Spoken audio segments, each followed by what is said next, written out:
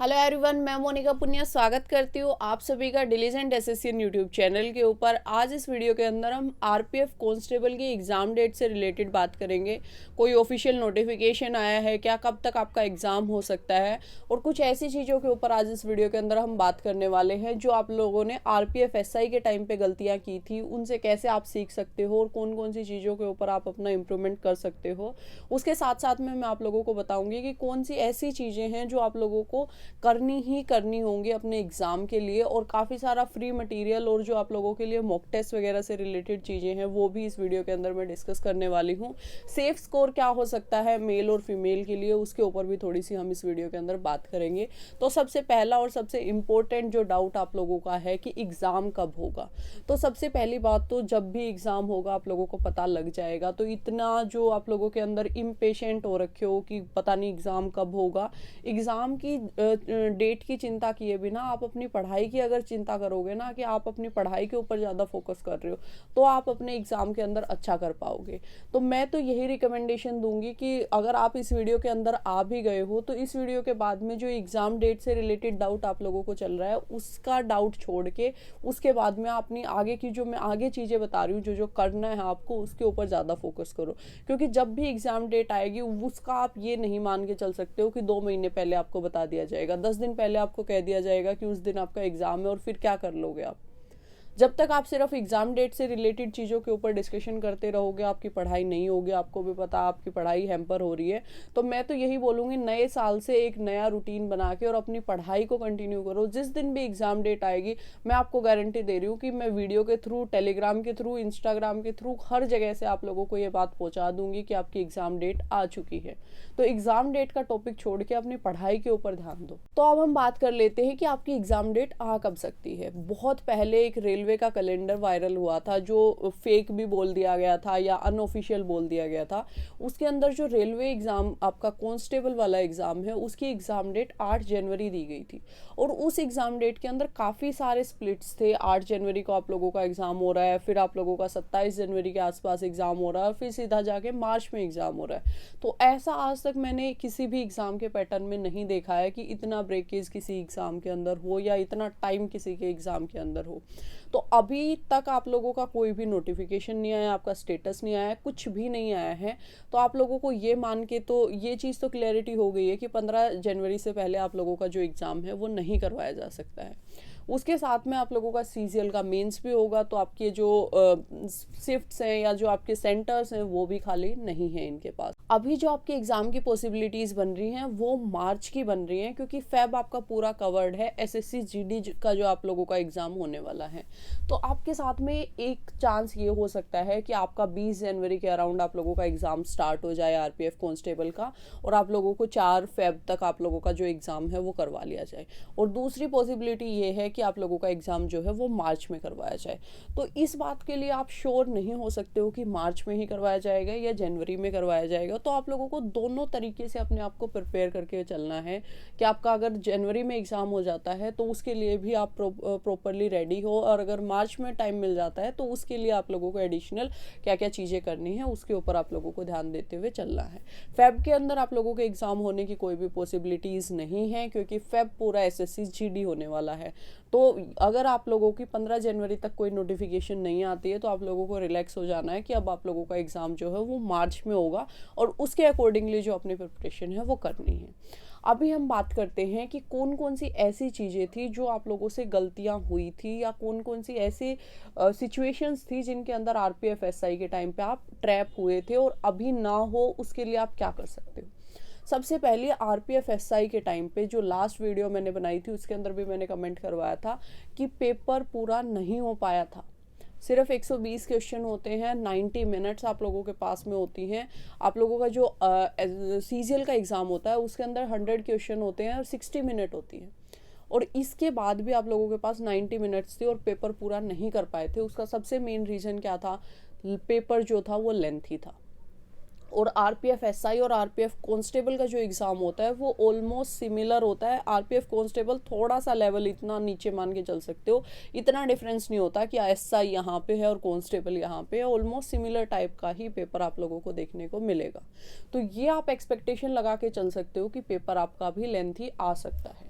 अब paper lengthy आ सकता है तो मैम करें क्या जिससे हम अपने पेपर के अंदर एक बहुत अच्छा स्कोर कर पाए। उसका एक सिंपल फंडा है, जब तक आपका एग्ज़ाम नहीं हो जाता डेली एक मॉक टेस्ट ज़रूर अटेम्प्ट करो। अगर डेली एक नहीं कर पा रहे हो तो डेली आप लोगों को मैथ्स के 2 सेक्शनल मॉक टेस्ट ज़रूर अटेम्प्ट करने हैं। जिस दिन आप पूरा मॉक टेस्ट अटेम्प्ट नहीं कर रहे हो उस दिन मैथ्स के 2 सेक्शनल मॉक टेस्ट अटेम्प्ट कर लो। ये मॉक टेस्ट आप कहाँ से लगा सकते हो, हमेशा मैंने आप लोगों को बताया है टेक्स्ट बुक से लगा सकते हो।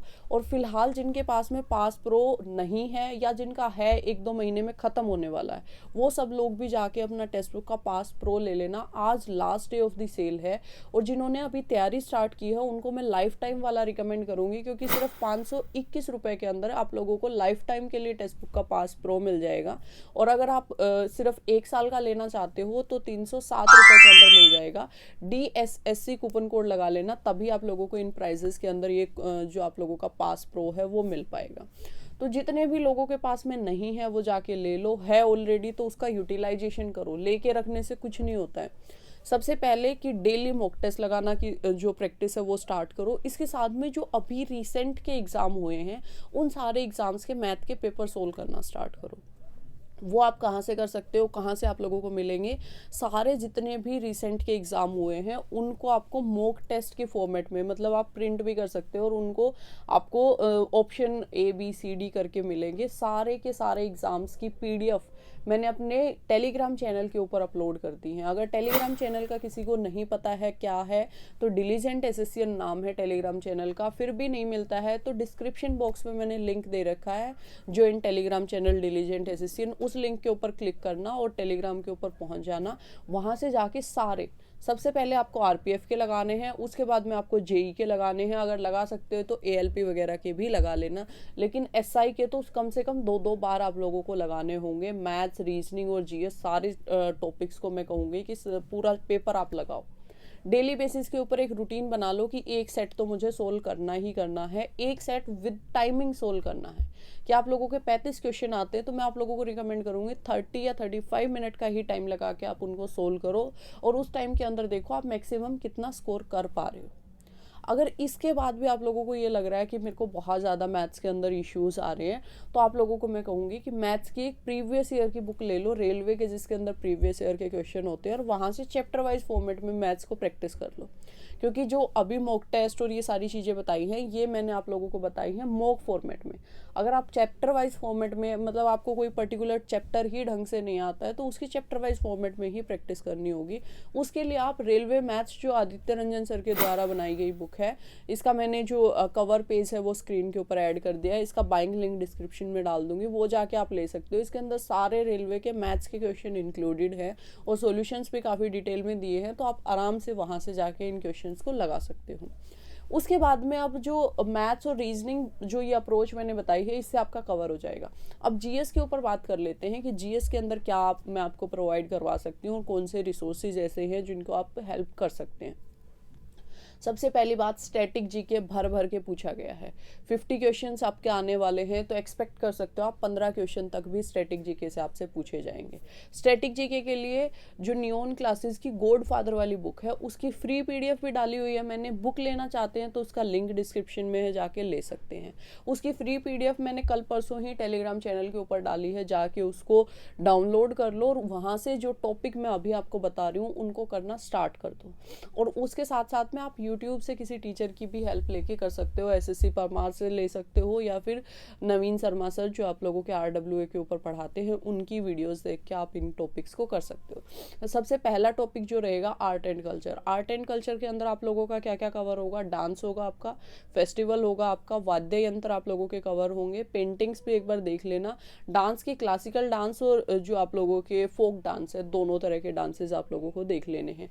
उसके बाद में टेम्पल्स आप लोगों के कवर हो जाएंगे। तो ये 4-5 चीज़ें हैं जो आर्ट एंड कल्चर के अंदर कवर होंगी। उसके बाद में स्पोर्ट्स, 2 या 3 क्वेश्चन आप लोगों को ऐसे रखे हुए मिलेंगे स्पोर्ट्स के, तो जितना हो सकता है उतना अच्छे से पढ़ लेना स्पोर्ट्स को। स्पोर्ट्स के लिए अगर एक पर्टिकुलर वीडियो देखना चाहते हो तो SSC परमार ने स्पोर्ट्स के नाम से एक वीडियो बना रखी है, वो जाके आप देख सकते हो, वहाँ से काफ़ी सारी चीज़ें आप लोगों की कवर हो जाएंगी। स्पोर्ट्स को पढ़ लेना है। उसके बाद में बुक्स एंड ऑथर्स, बहुत क्वेश्चंस पूछे जाते हैं, 1 या 2 क्वेश्चन तो बहुत आराम से आएगा, प्राचीन वाली भी पढ़ लेना और लेटेस्ट वाली भी पढ़ लेना। उसके बाद में अगर मैं बात करूँ तो आप लोगों की इंटरनेशनल ऑर्गेनाइजेशन, उसके साथ में स्टैटिक के जो अवार्ड्स हैं, करंट के अवार्ड्स भी पूछे जाएंगे, स्टैटिक के अवार्ड्स भी, कि पद्म भूषण कब से मिलना स्टार्ट हुआ था, भारत रत्न सबसे पहले किसको मिला था, इस टाइप के जो क्वेश्चंस हैं उनको भी कवर आप लोगों को करना है। स्टैटिक जीके में ऑलमोस्ट ये टॉपिक हैं जहाँ से मोस्टली आप लोगों के क्वेश्चंस जो हैं वो पूछे जाते हैं। उसके बाद में अगर हम बात करें करंट अफेयर्स की, तो 8 से 10 क्वेश्चंस आप लोगों को करंट अफेयर्स के देखने को मिलेंगे। और आप लोगों को जो करंट अफेयर्स पढ़नी है वो मैं ये रिकमेंड करूँगी कि अगर आप पूरी 2024 की पढ़ के जा सकते हो तो बहुत ही अच्छा है। अगर पूरा नहीं पढ़ के जा सकते हो तो आप लोग एटलीस्ट अप्रैल से दिसंबर 2024 की करंट अफेयर्स जरूर पढ़ लेना।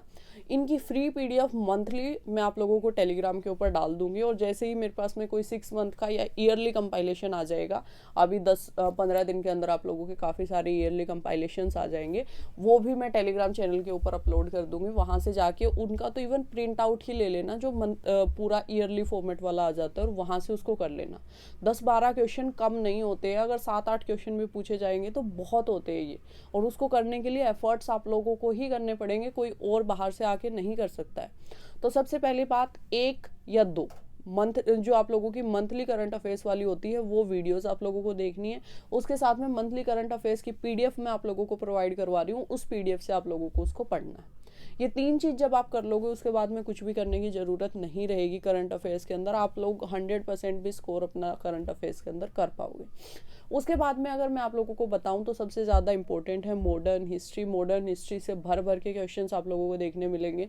स्वतंत्रता संग्राम में कौन सा आंदोलन किसने चलाया, कैसे चलाया, कब चलाया, गांधी एरा, आप लोगों की 1857 की क्रांति, उसके बाद में आपके वॉइस रॉय कौन कौन कैसे कैसे थे, वो बहुत इंपॉर्टेंट है, उसको देख लेना। उसके बाद में अगर मैं बात करूँ आपसे पॉलिटी की, तो पॉलिटी में कॉन्स्टिट्यूशन से रिलेटेड जितने क्वेश्चंस हैं, इंपॉर्टेंट आर्टिकल्स बहुत पूछे जाते हैं, मौलिक अधिकार पूछे जाते हैं, मौलिक कर्तव्य पूछे जाते हैं। एक क्वेश्चन आता है संविधान के स्रोत से कि कौन सा पार्ट कहाँ से लिया गया है, उसको काफ़ी डिटेल में आप लोगों को देखना है। उसके बाद में आप लोगों का राष्ट्रपति, एक क्वेश्चन राष्ट्रपति से पक्का मिलेगा आप लोगों को, और 2 भी मिल सकते हैं। तो राष्ट्रपति की जो पावर्स वगैरह हैं उसको बहुत डिटेल में आप लोगों को पढ़ना है। राष्ट्रपति प्रधानमंत्री पढ़ लेना, उसके साथ में आप लोगों को थोड़े से इंपॉर्टेंट संशोधन आप लोगों को पॉलिटी के लिए पढ़ लेने हैं। अगर उसके बाद में मैं बात करूँ इकोनॉमिक्स से, इकोनॉमिक्स में 2-3 टॉपिक से ज़्यादा क्वेश्चंस आप लोगों को देखने को मिलते हैं। इकोनॉमिक्स में आप लोगों का जो क्वेश्चन आता है वो आपकी पंचवर्षीय योजना से आ जाता है, उसके बाद में आपका सेंसस से आ जाता है जो जनगणना है, उसके बाद में इंपॉर्टेंट इंडेक्सेस, कौन से इंडेक्स में भारत की क्या रैंकिंग है, कौन सा इंडेक्स कौन लॉन्च करता है, वहाँ से क्वेश्चन आ जाता है। उसके बाद में जीडीपी वगैरह के जो क्वेश्चन होते हैं वहाँ से 1-2 क्वेश्चन देखने को मिल जाता है, और आरबीआई, भारतीय रिजर्व बैंक ऑफ इंडिया, वहाँ से 1-2 क्वेश्चन आप लोगों को देखने को मिल सकता है। उसके बाद में अगर मैं आप लोगों की बात करूँ ज्योग्राफी में आप लोगों की जो क्वेश्चंस हैं वो वर्ल्ड ज्योग्राफी से भी आपको पूछा जाता है, ब्रह्मांड से रिलेटेड कौन सा प्लेनेट कहाँ है, कितना बड़ा है, कितना छोटा है, वहाँ से। उसके बाद में अर्थ से रिलेटेड क्वेश्चन पूछे जा सकते हैं, अर्थ की जो क्रस्ट वगैरह है उसकी कितनी लंबाई है, कितनी थिकनेस है, क्या उसका डायमीटर वगैरह है, इस टाइप के क्वेश्चन आपको देखने को मिल जाते हैं। उसके बाद में आप लोगों के जो महासागर हैं वहाँ से भी क्वेश्चन देखने को मिल जाते हैं, चैनल्स हैं अलग अलग महासागर में, वहाँ के क्वेश्चन आते हैं। इंपॉर्टेंट घास के मैदान, ये छोटी छोटी लूसेंट के अंदर आप देखोगे छोटी छोटी जो टेबल है ना पिंक कलर की, उनको तो ज़रूर से करके जाना है क्योंकि वहीं से सबसे ज़्यादा क्वेश्चंस रिपीट होते हैं। तो अलग अलग घास के मैदान कौन सा कहाँ पे है, सवाना कहाँ पे है, ये कहाँ पे है, वो कहाँ पे है, वहाँ से क्वेश्चंस आ जाते हैं, वो डिटेल में आपको देख के जाना है। अगर मैं इंडियन ज्योग्राफी की बात करूँ तो इंडियन ज्योग्राफी के अंदर आप लोगों के जो क्वेश्चंस है वो मेजरली माउंटेन से रिलेटेड, रिवर से रिलेटेड बहुत ज़्यादा क्वेश्चंस बनते हैं, माउंटेन और रिवर से रिलेटेड, उनको बहुत डिटेल में पढ़ते हुए जाना है। और साइंस को भी आप लोगों को थोड़ा सा डीपली पढ़ना है। अगर अच्छे से साइंस को पढ़ना चाहते हो और अभी तक आप लोगों की साइंस के ऊपर कमांड अच्छी नहीं है तो आप लोग जो आदित्य रंजन सर की ही एक बुक आती है, उनके पब्लिकेशन की बुक है, मतलब रेलवे साइंस से रिलेटेड, तो आप उस बुक को ले सकते हो और उससे अपनी जो साइंस है उसको पढ़ सकते हो। अदरवाइज अभी तक आप लोग इतने दिन से तैयारी कर रहे हो तो साइंस आपने पढ़ी भी होगी, लूसेंट से भी अगर आप डिटेल में पढ़ोगे तो आपका कवर जो है वो हो जाएगा। तो काफ़ी हद तक मैंने इंपॉर्टेंट टॉपिक्स आप लोगों को बता दिए हैं। स्टिल फिर भी मैं एक कोशिश करूँगी कि रेलवे जो आप लोगों का आरपीएफ कांस्टेबल का एग्ज़ाम है उसके लिए पर्टिकुलरली एक जीएस की वीडियो लेके आऊँ, जिसके अंदर मैं पूरे टॉपिक की लिस्ट बना के आप लोगों को दूँ, जहाँ से आप देख के डायरेक्टली उन टॉपिक्स को पढ़ना स्टार्ट कर दूँ। अगर ये वीडियो और मेरे एफर्ट्स अच्छे लगे हैं तो इस वीडियो को लाइक कर देना और इस वीडियो को अपने सारे दोस्तों के साथ शेयर कर देना, ताकि उनको भी पता लग पाए कि कैसे कैसे आप लोगों को आरपीएफ के लिए पढ़ना है। हाँ, एक टॉपिक के लिए और मैंने बोला था कि सेफ स्कोर। पिछली बार जो आप लोगों ने देखा था कि 120 के 119 के आसपास कट ऑफ गई हुई थी या बहुत ज़्यादा कट ऑफ गई हुई थी, इस बार एक तो ये है कि रीजन वाइज कट ऑफ नहीं जा रही है, सबकी एक कंबाइंड कट ऑफ जाएगी ऑल इंडिया, तो कट ऑफ कम रहेगी। उसके बाद में दूसरी चीज़ मैं आपको बताऊं, दूसरी चीज़ ये है कि पेपर का लेवल पिछली बार बहुत इजी था और इस बार काफ़ी ठीक ठाक लेवल आरपीएफ एसआई के अंदर देखने को मिला है। तो आरपीएफ कांस्टेबल के अंदर भी आप एक्सपेक्ट कर सकते हो कि ठीक ठाक लेवल देखने को मिलेगा। अगर आप एक मेल कैंडिडेट हो तो मैं आप लोगों को रिकमेंड करूँगी कि लगभग 100 के आसपास अटैम्प्ट आप लोगों के होने चाहिए।